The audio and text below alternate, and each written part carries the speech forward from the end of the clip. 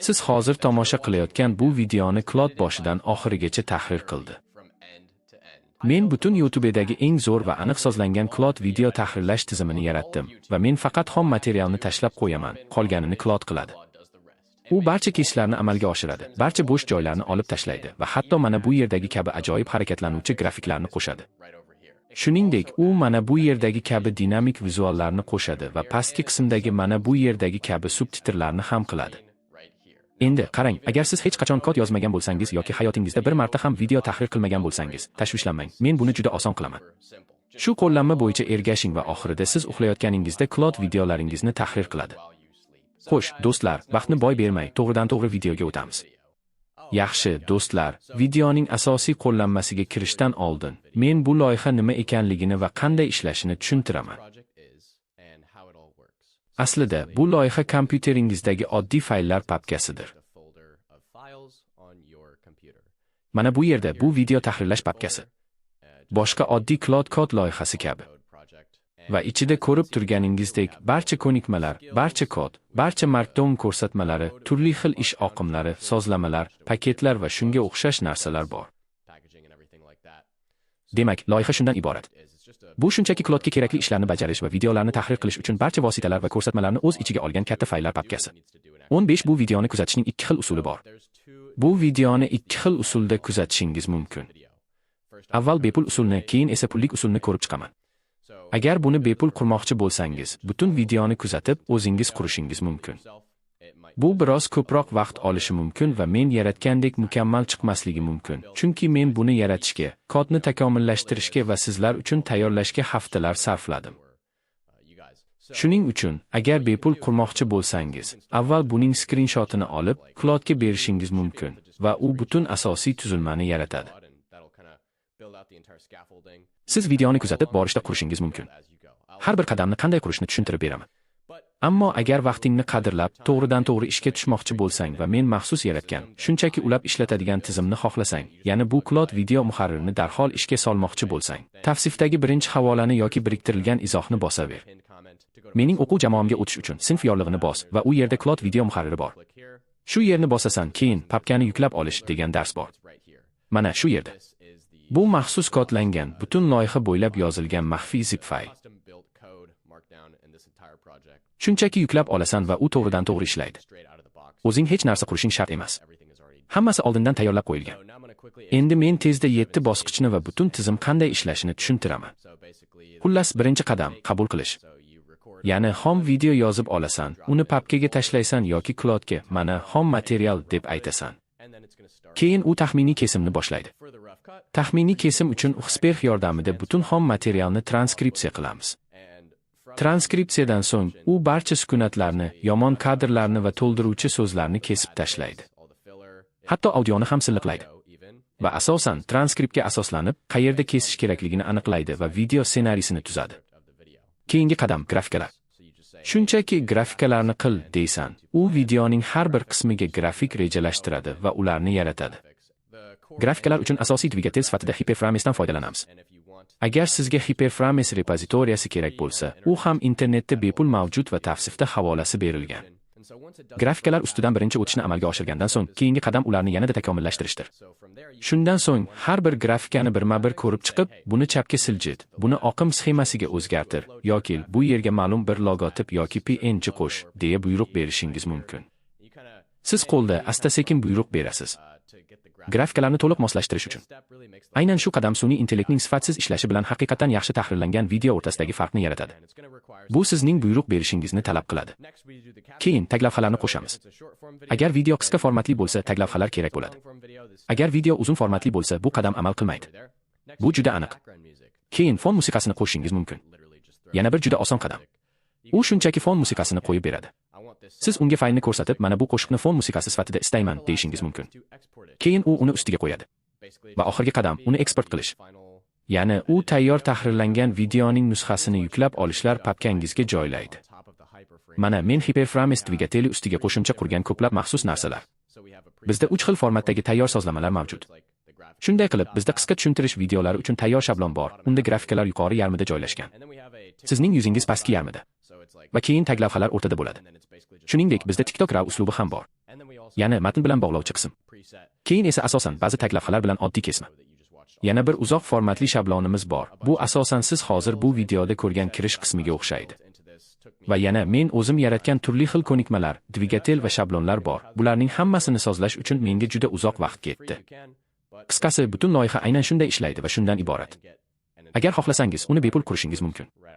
Lekin to'g'ridan-to'g'ri ishga kirishib, qutidan chiqqanday ishlaydigan to'liq tayyor loyihaga ega bo'lishni istasangiz, tavsifdagi birinchi havola orqali mening maktab hamjamiyatimga qo'shilishingiz mumkin.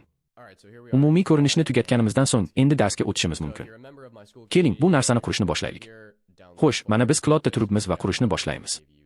Agar siz mening maktab hamjamiyatim a'zosi bo'lsangiz, shu yerga borib, papkani yuklab olasiz, buni bosasiz, keyin yuklab olishni bosasiz. Bu sizga zip faylni beradi. Uni ochib 2 marta bosib, arxivdan chiqarishingiz mumkin. Va u shu yerda foydalanishga tayyor. Uni xohlagan joyingizga ko'chirishingiz mumkin. Mening loyihalar papkam bor. Agar buni bepul qilayotgan bo'lsangiz, sichqonchaning o'ng tugmasini bosib, yangi papka yarating va unga Video Editor deb nom bering. Keyin ishni shu yerdan boshlaymiz. Endi Cloud'ni ochamiz. Bu yerga pastga bosing. Open folder tugmasini bosing. So'ng hozirgina yaratgan yoki yuklab olgan loyiha papkasini topamiz. Men uni tanlab Open tugmasini bosaman. Agar buni bepul qilayotgan bo'lsangiz va bo'sh papka bilan ishlayotgan bo'lsangiz, birinchi navbatda Hyperframes'ni o'rnatishimiz kerak. Yana takrorlayman, agar mening maktab hamjamiyatimda pul to'lab olgan bo'lsangiz, hamma narsa allaqachon o'rnatilgan. Hech narsa qilishingiz shart emas. Lekin bepul qilayotgan bo'lsangiz, bu havolani nusxalab, Cloud'ga berishingiz va Hyperframes dvigatelini o'rnatishimiz kerak deb aytishingiz lozim. Yana bir nechta oldindan o'rnatilgan dasturlar kerak bo'ladi. Masalan, Xsperx va Fmpeg. Agar loyihani mening maktabimdan yuklab olgan bo'lsangiz, u sizni juda oddiy tarzda yo'naltiradi. Shuning uchun ushbu bog'liqliklar va asosiy o'rnatmalarni bajarganingizga ishonch hosil qiling. Hyperframes, Xsperx, Fmpeg va kerak bo'lishi mumkin bo'lgan boshqa narsalar. Sozlash uchun barcha qilishingiz kerak bo'lgan narsa shu. Juda oddiy. Atigi 5-10 daqiqa vaqt oladi. Endi men o'zimning asl loyihamga o'taman, uni ochaman va shu yerdan boshlaymiz. Birinchi qadam, asl video yozuvingizni topish. Mana menda YouTube introsi uchun yozgan xom videom bor. Aynan hozir ko'rayotganingiz o'sha. Mana xom material. Ko'rib turibsiz, bu 4 daqiqa va 10 soniyalik xom video. Men juda ko'p xatolarga yo'l qo'yganman. Juda ko'p jimliklar va shunga o'xshash narsalar bor. Endi men sizga boshida ko'rgan introni tahrirlash jarayonini to'liq ko'rsataman. Shunday qilib, bu ish qanday bajarilganini ko'rasiz. Xo'p, men shu videoni tanlayman. Command Option tugmalarini bosaman. Faqat fayl yo'lini nusxalashni xohlayman. Keyin uni shu yerga joylashtiraman. Va bu xom video uchun yangi loyiha boshlayman. Keling, qo'pol tahrirni qilaylik. Eng yuqori sifatli natija olish uchun uni ultra kod rejimiga qo'yaman. Garchi bu kerak emas deb o'ylasam ham. Men buni oddiy extra effort bilan sinab ko'rganman. Va bu yetarli bo'lgan. Lekin baribir ultra kodga qo'yaman. Va bu buyruqni yuboraman. Bu taxminan 10-15 daqiqa davom etsa kerak. Shuning uchun men to'xtatib tugagach qaytaman. Xo'sh, ko'rinadiki, bu endigina tugadi. Ko'rib turganingizdek, u 4 daqiqa 10 soniyadan atigi 47 soniyagacha qisqartirdi. Agar shu yerni bossak, kesishlar qanday bo'lganini oldindan ko'rishimiz mumkin. Men buni ko'rib chiqdim va u deyarli mukammal bajardi. Aslida hech qanday o'zgartirish kiritishim shart emas. Menimcha, u birinchi urinishdayoq uddaladi. Aynan menga kerak bo'lgan qismlarni kesib tashladi. Ha, ehtimol men bir narsa qo'shib buni yuklab, sizga qo'pol ko'rinishini ko'rsataman. O'zingiz ko'rib, qaror qilasiz. Hozir tomosha qilayotgan bu videoni Cloud boshidan oxirigacha tahrirladi. Men butun YouTube'dagi eng zo'r Cloud video tahrirlash tizimini yaratdim. Faqat xom materialni tashlashim kerak, qolganini Cloud qiladi. U barcha kesishlarni amalga oshiradi. Bo'sh joylarni olib tashlaydi va hatto mana shunday ajoyib harakatlanuvchi grafikalar qo'shadi. Shuningdek, mana bu kabi dinamik vizuallarni ham qo'sha oladi. Va pastki qismdagi kabi subtitrlarni ham qiladi. Agar hech qachon kod yozmagan yoki video tahrirlamagan bo'lsangiz ham tashvishlanmang. Men buni juda oson qilib beraman. Shu darslikka amal qiling va oxirida Cloud siz uxlayotganingizda videolaringizni tahrirlab qo'yadi. Xo'sh, do'stlar, vaqtni boy bermay, to'g'ridan-to'g'ri videoga o'tamiz. Ba'zida ba'zi o'zgartirishlar kiritishingiz kerak bo'ladi. Ba'zida u ayrim so'zlarni kesib tashlaydi yoki ba'zi kesmalarda biroz erta boshlanadi. Unday holatda shunchaki, mana bu qatorda so'zga juda yaqin kesib qo'ygansiz, desangiz bo'ladi. Oldidan biroz ko'proq joy bera olasizmi yoki bu yerga ortiqcha so'z qolib ketibdi desangiz bo'ladi. O'sha so'zni olib tashlashimiz kerak. Shunchaki tabiiy tilda buyruq bersangiz, u kerakli o'zgartirishlarni amalga oshiradi. Lekin bu juda yaxshi, chunki biz Xsperxdan so'z darajasidagi vaqt belgilari bilan foydalanmoqdamiz. Bu esa kesmalarni aynan kerakli joyda juda aniq bajarishga imkon beradi. Ha, yana takror aytaman, bu ajoyib. Darhol ajoyib kesma. Shunday qilib, keyingi bosqichga o'tishga tayyormiz. Keyingi bosqich graffikalar. Kontekstni tozalash uchun yangi chat boshladim, chunki oldingi kontekst bizga kerak emas. Endi grafikalar ustida ishlaymiz. Grafikalarga o'tishdan oldin dastlabki kesma aniq belgilangan bo'lishiga ishonch hosil qilishimiz kerak, chunki keyin uni o'zgartirish qiyin bo'ladi. Endi faqat grafikalarni ishga tushir deyishim kifoya. Mayli, u mendan so'rayapti, albatta bu YouTube. Ha, yuborish. Bu juda uzoq vaqt olishi mumkin. Taxminan 30 daqiqa davom etishi mumkin. Hozir soat 2 va 1 daqiqa.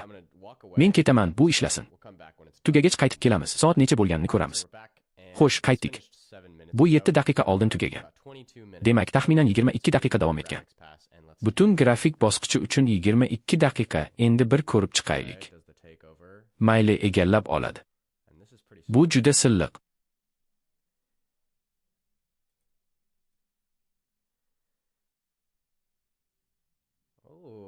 Bu menga yoqdi.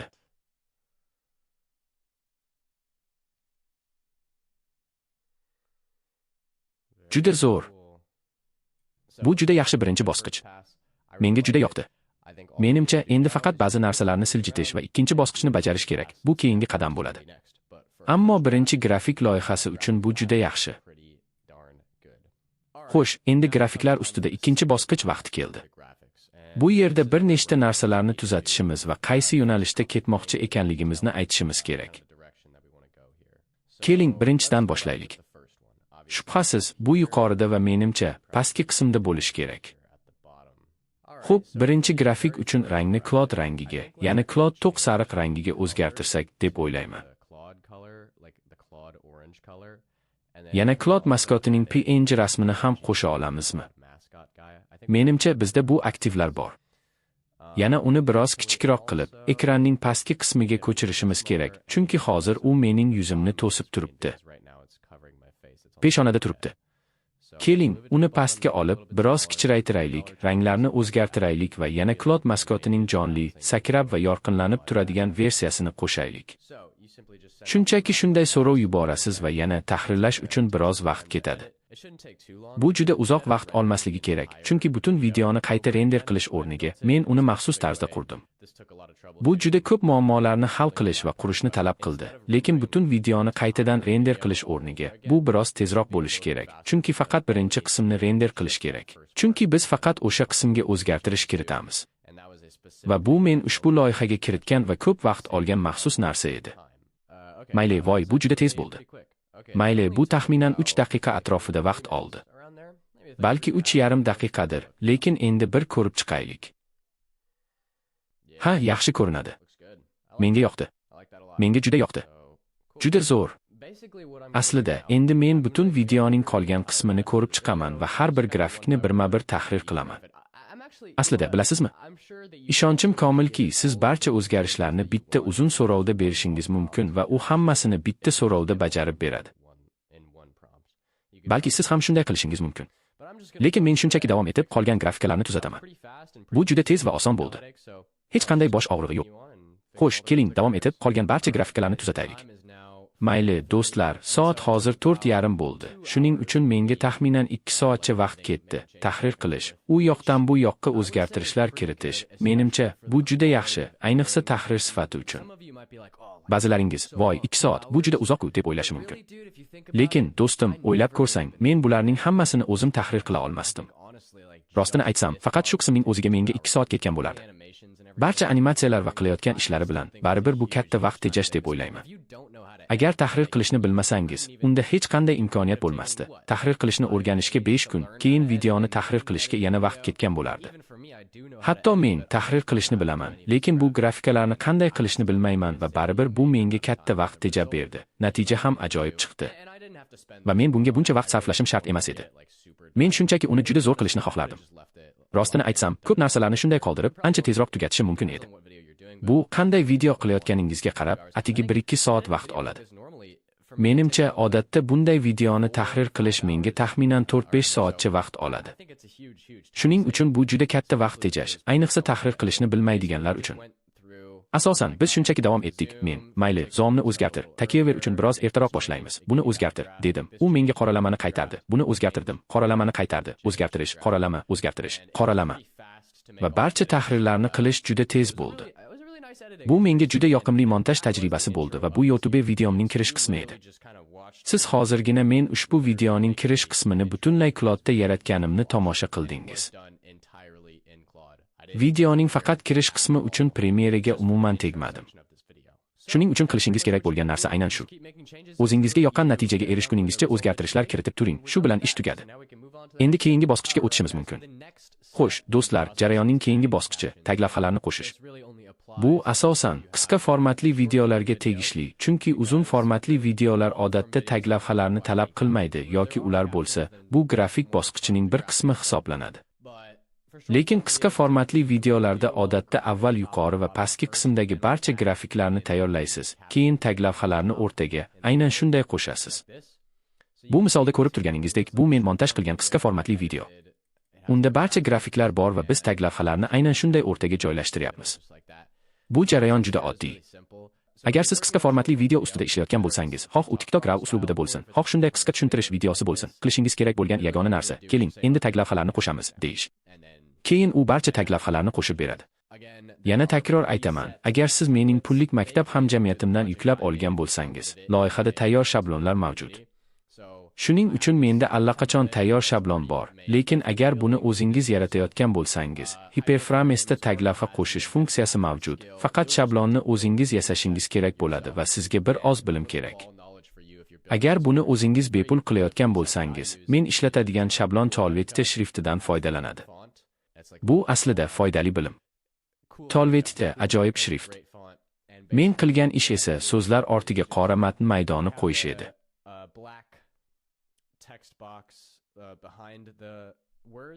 Keyin so'zlarni shunchaki animatsiya bilan kiritaman.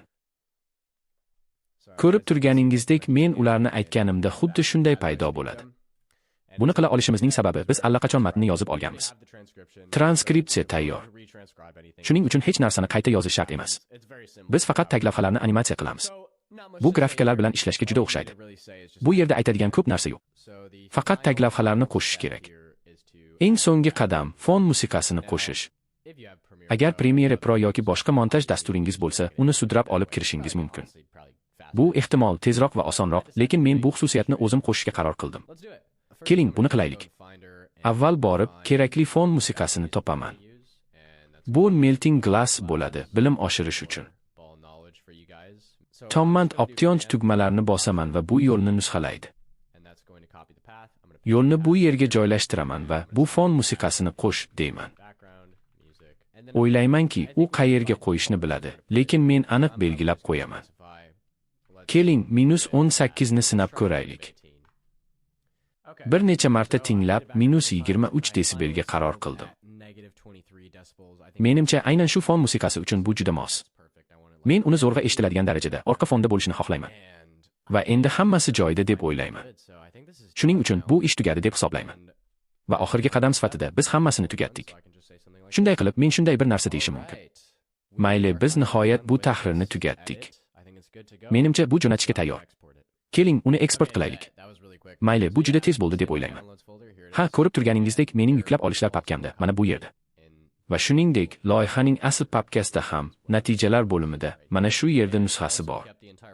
Va u butun loyihani saqlab qoldi. Shuning uchun agar qayta tahrir qilishimiz yoki biror narsani o'zgartirishimiz kerak bo'lsa, yoki bu loyihani qayta ochsak, hali ham qila olamiz.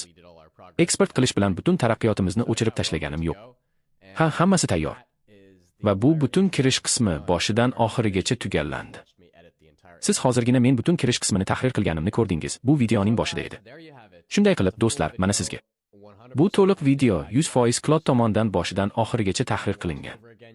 Agar uni qayta ko'rishni istasangiz, bu videoning kirish qismiga qaytib, uni tomosha qilishingiz mumkin, chunki men aynan shuni joylaganman. Ajoyib, shunday emasmi? Rostdan ham, qanday zamonda yashayapmiz? Bu tizimning yana bir ajoyib tomoni shundaki, u har qanday model bilan ishlaydi. Modellar yaxshilanishda davom etar ekan, agar fabli qaytib kelsa ham, Bu tizim avtomatik ravishda uni yanada yaxshilaydi, chunki u har qanday model bilan ishlaydi. Xohlasangiz, buni Todek bilan ham ishlatishingiz mumkin. Yana bir qiziq fakt: agar siz mening maktab hamjamiyatimda bo'lsangiz, o'sha tahrir qilgan videongizni darhol barcha platformalarga, Instagram, TikTok, YouTube Shortsga avtomatik joylashingiz mumkin. Avtomatik joylashtirish mahorati yordamida.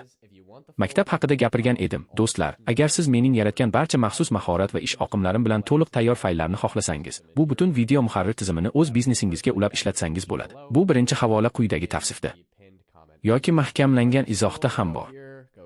Mening maktabimga qo'shiling, bu yerga kiring, sinfga o'ting, video muharrirga kiring va papka shu yerda. Shuning uchun uni yuklab olib, darhol ishga tushirishingiz mumkin. Siz nafaqat video muharrir tizimini, balki boshqa barcha shablonlarim, mahoratlarim, avtomatlashtirishlarim va kontent yaratish bilimlarimni ham olasiz. Hatto to'liq Cloud Code kursi ham bor, agar Cloud Code bilan ishlashni boshlamoqchi bo'lsangiz. Haftada 2 marta guruh chaqiruvlarim bor. Men haftada 2 marta jonli efirga chiqib, barcha a'zolar bilan gaplashaman. Rostini aytsam, qo'shiladiganlar ko'p emas. Shuning uchun ko'p vaqtni birma-bir o'tkazishingiz mumkin va men sizning har qanday muammoingizda yordam beraman. Xoh Cloudda narsalar yaratish, xoh umumiy savollar, biznes maslahati, hamma narsada. Yana takror aytaman, agar bepul qurmoqchi bo'lsangiz, mutlaqo mumkin. Tavsiya qiladigan katta bir maslahat: bu YouTube videosining transkriptini oling, Cloudga joylang va men sizga videoda avvalroq skrinshot va hamma narsani berdim. Shuning uchun asosiy tuzilmani qurish va uni ishga tushirish uchun yetarli bo'ladi. Va siz uchun videolarni tahrir qiladi. Men bunga ko'p soat sarfladim. Deyarli 2 hafta to'xtovsiz ishladim va bu meni o'ldirishga sal qoldi, lekin ish tugadi.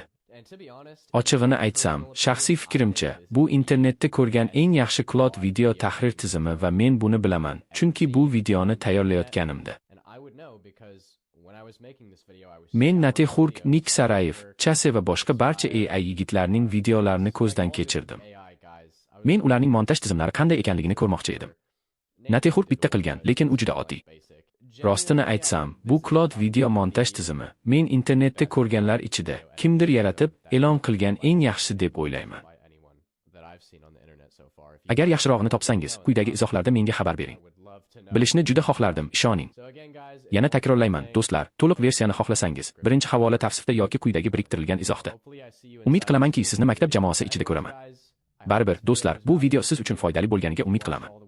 Agar oxirigacha tomosha qilgan bo'lsangiz, quyidagi izohlarda menga xabar bering. Sizni qadrlayman va keyingi videoda ko'rishguncha